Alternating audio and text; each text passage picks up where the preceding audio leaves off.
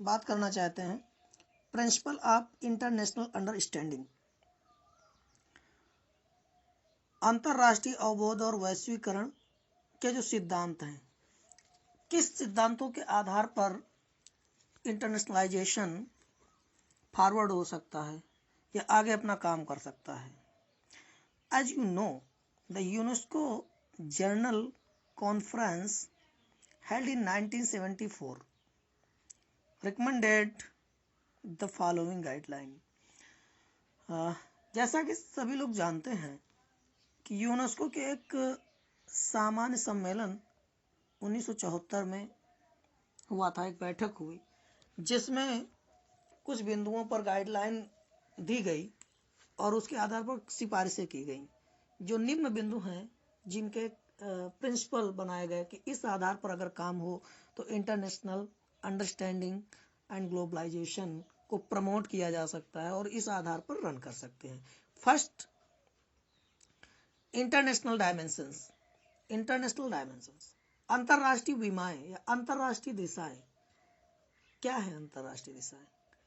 इनको हम इस प्रकार से कह सकते हैं कि जो अंतर्राष्ट्रीयता है इसकी दिशाओं को तय करना, एक दूसरे राष्ट्र को समझना, डायरेक्शंस को देखना, किन किन विमाओं में हमें देखना है। विमा डायमेंशन कई क्षेत्र में हो सकते हैं, health dimension, economic dimension, education dimension, मतलब आर्थिक क्षेत्र को लेकर के, शैक्षिक क्षेत्र को लेकर के, स्वास्थ्य को लेकर के, और पुअरनेस मतलब गरीबी को लेकर के, या इंडस्ट्रियलाइजेशन मतलब औद्योगिकरण के सिस्टम को लेकर के, इन्वायरमेंट को लेकर के,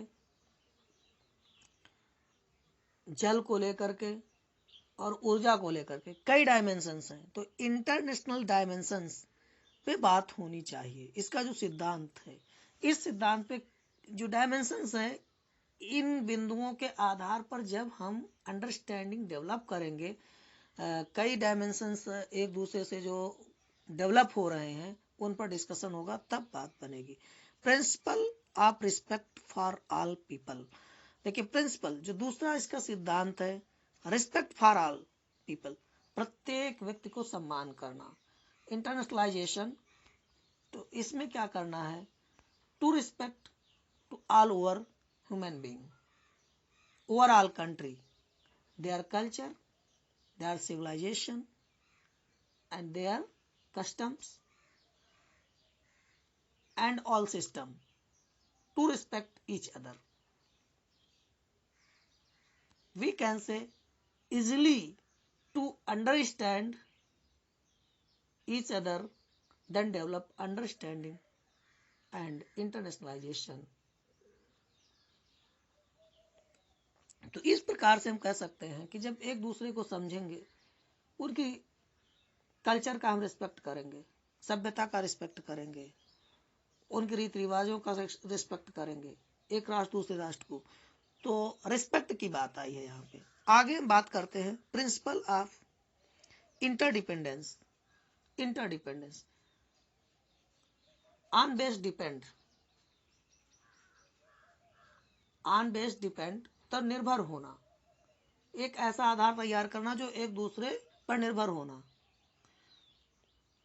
अपनी आवश्यकताओं को पूरा करना, एक दूसरे की आवश्यकताओं को पूरा करना। इंटरडिपेंडेंस मतलब एक राष्ट्र दूसरे राष्ट्र से डिपेंड हो रहा है, उसको अपना आधार समझ रहा है कि हम उसके एक राष्ट्र से अपनी आवश्यकताओं को पूरा करने के लिए दूसरे राष्ट्र से वही आवश्यकताओं को पूरा करने के लिए, आप समझ रहे हैं जो हमारा ट्रेड सिस्टम है, व्यापार है, व्यापार WTO आप विश्व ट्रेड ऑर्गेनाइजेशन को समझ सकते हैं, आयात निर्यात की प्रक्रिया को समझ सकते हैं, यह इंटरडिपेंडेंस है, एक दूसरे राष्ट्र पे डिपेंड है। अगला point, communication, ability to communicate each other and among the nation. Communication, ऐसी योग्यता को डेवलप करना ताकि हम संचार के माध्यम से एक दूसरे को समझें। अंडरस्टैंडिंग डेवलपमेंट के लिए कम्युनिकेशन भी, संचार प्रक्रिया भी डेवलप होनी चाहिए, ये भी इसका एक प्रिंसिपल है। अगला पॉइंट हम कह सकते हैं right and duty.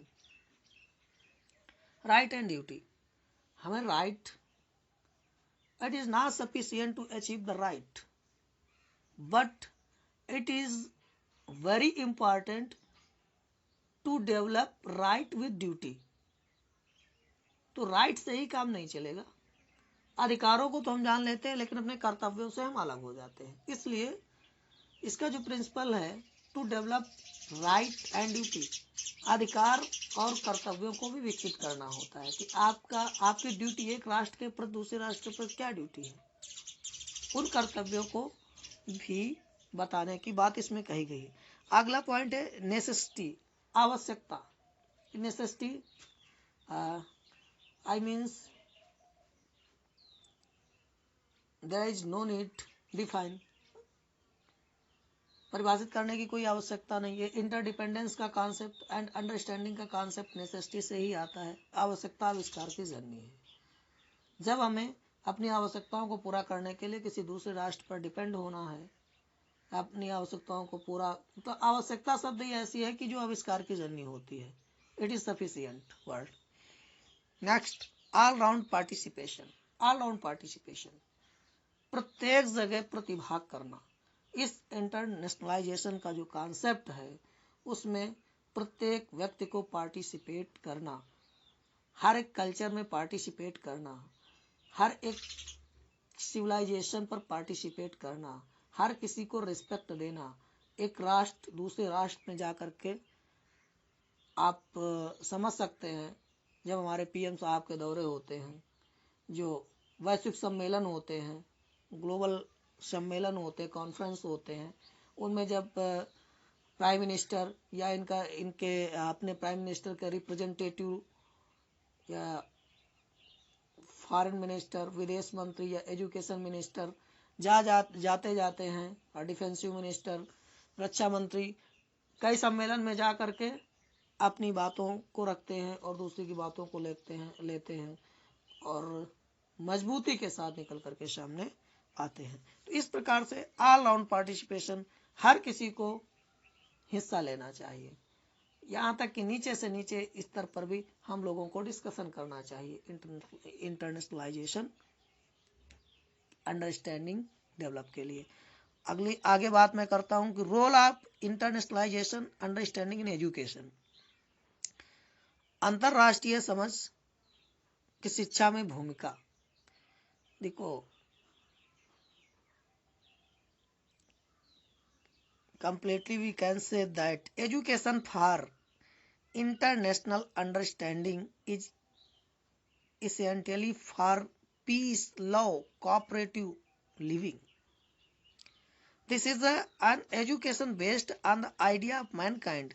This kind of education promotes understanding, tolerance, and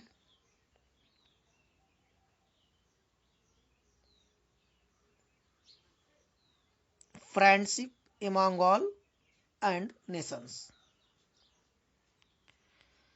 education अंतरराष्ट्रीयता की समझ को विकसित करने के लिए आवश्यक होती है, जिसके द्वारा शांति, प्रेम, सहयोग और एक दूसरे के साथ कोऑपरेटिव लिविंग, एक दूसरे के साथ जीना, सह अस्तित्व के कॉन्सेप्ट डेवलप होते हैं। जो ये मानव जाति के लिए शिक्षा के आधार पर एक ऐसा विचार डेवलप करती है कि द काइंड ऑफ एजुकेशन, ये इस प्रकार की शिक्षा जो आगे बढ़ाती है, समझ को बढ़ाती है। कैसे बढ़ाती है? टॉलरेंस, सहन करना, फ्रेंडशिप, मित्रता, एमॉन्ग ऑल, सभी के बीच में, एंड नेशन, और राष्ट्रों के बीच में। तो हम आसानी से कह सकते हैं कि एजुकेशन के माध्यम से जो टॉलरेंस है, फ्रेंडशिप है, लव है, पीस है, इन सब को जैसे वैल्यूज को डेवलप किया जा सकता है। Thank you to all.